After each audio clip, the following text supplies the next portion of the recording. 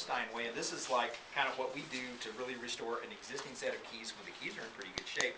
This is the action stack, which we've cleaned up. It's ready to have the new parts. I do put some sandpaper along here, but we get these cleaned up just by hand. Now this is an action stack that went to this fella John Dewey. Oh, yeah. This is the UT one, and he even does the thing of he like sandblasts the brackets and then he solders new action rails in. And this is like really the total Cadillac thing to do, is to get new action rails. Last time I had it done, it cost about $1,200 bucks. It's probably more than that now. And he's a guy, I don't know who else does it. I mean, you know, I don't know what's gonna. I don't replace these as like an automatic thing, because I mean, if they're not, it's too bad if they're not split up. And where you really want to do that is if somebody has replaced the screws with some bigger, and then the threading in the wood. This is just a wooden dowel in here, and sometimes that threading gets deteriorated and the screws strip, and then you do have kind of a hassle. But this is for that 6.4 Model A. This is a set of keys for the Model O that we're rebuilding. And you notice these are the satin finish keys. These ones are just shiny. Both of these are made by Rick Wheeler at Roseland Piano. And I looked at my. Actually, I should have brought it over. I looked at my invoice, and my cost was about $2,900 to have this done. But it includes, of course, the brand new keys. He's got all these different options of things that you can do.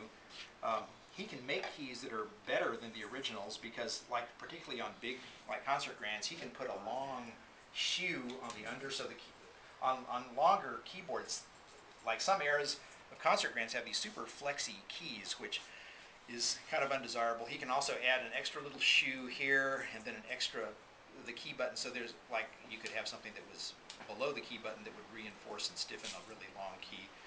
Got ebony sharps. These are a nice plastic. He puts the satin finish on. I went ahead and had him glue on he put in the cap stands, drilled for the back checks, put on the key end damper lifter felt, refelted the little Sostenuto monkey retainer thing here.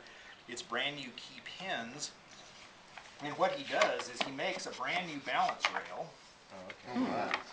So this is a brand new balance rail. Now the front rail, I mean the front part here, he basically just he routs or saws the space out and glues in new hardwood. I guess it's maple for both of these rails. And apparently, and I've never actually seen anybody make keys, but apparently what they do, they have a blank it hadn't been sawed apart yet, but it gets positioned over the key frame, and a hole is drilled that goes through the key and through the rail, and through the key and into the rail here, so that you drill this one hole, and that's going to be the center of your key mortise, both for balance rail and front rail. Of course, the key tops aren't on at that point, and he does, because then you have a hole in there, which you wouldn't want. Most people wouldn't want. Interesting detail. Yeah. So anyway, and for only $100 more, you can send him, and this isn't just for Steinways. I mean, you can do this with any piano. You can send him the action stack that goes with the piano, and then the sample parts that you're going to use to replace, like whippings, shanks, and flanges. He wants to know the string height of the piano, and he will, through his various wizardly ways, he will do a service he calls geometry optimization. And kind of what that means is that he can minutely change the front to back balance rail point, because, you know, when you think about it, well, it could be anywhere, you know, really. And you may or may not, many pianos, you may just copy what's there, but there are, he can get a very good action geometry by, of course, to some extent, the capstan, you know, the capstan isn't going to really be very changeable, because by the time the stack is on here, you get your whipping, well, the middle of the whipping is going to be here. You could move the whole stack forward or back, forward or after, up or down, like they do when they're making a new keyboard. But the big thing that he can alter is the position of the balance point. You also can't really do too much about the overall length of the key, because you've only got so much fore and aft adjustment that's possible. You got the case parts that are restraining the front part of the keys here, and so really this balancing point is the biggest thing he can really change.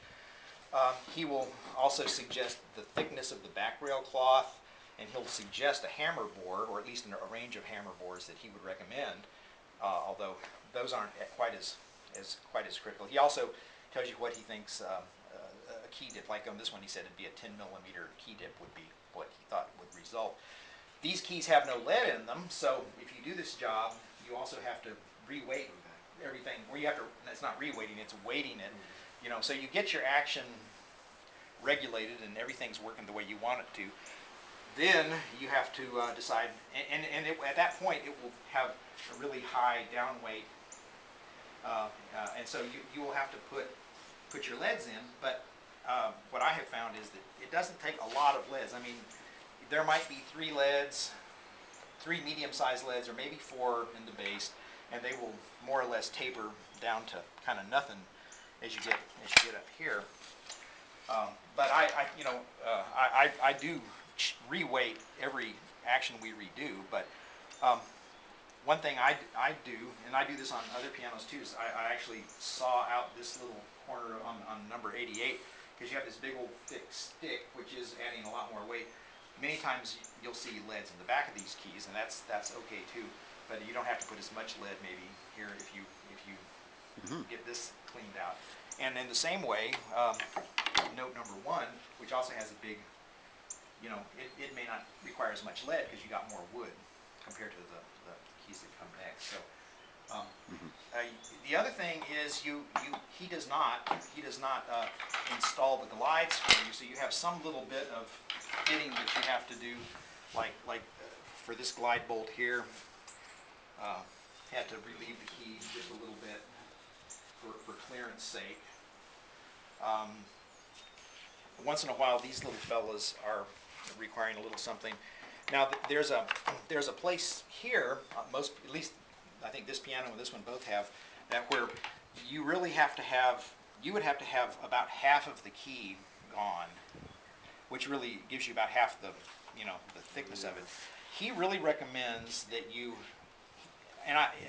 actually cut off this glide and turn it into one that you adjust with a screwdriver. So what I did here was I actually cut this off pretty much flush to where it was going to be, and I cut a little slot in there, and I did make this little hole that's just big enough to get a little screwdriver through.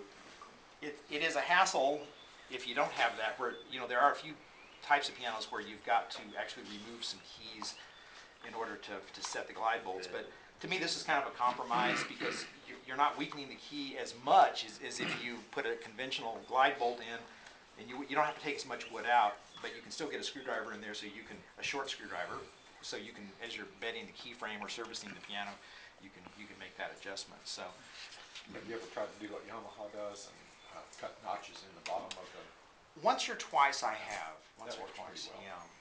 yeah. But I like that better. Anyway, so that's about all you really have to do. The balance rail holds are super stiff. I mean, they're really. I mean, sometimes you gotta go through several times before you finally get them.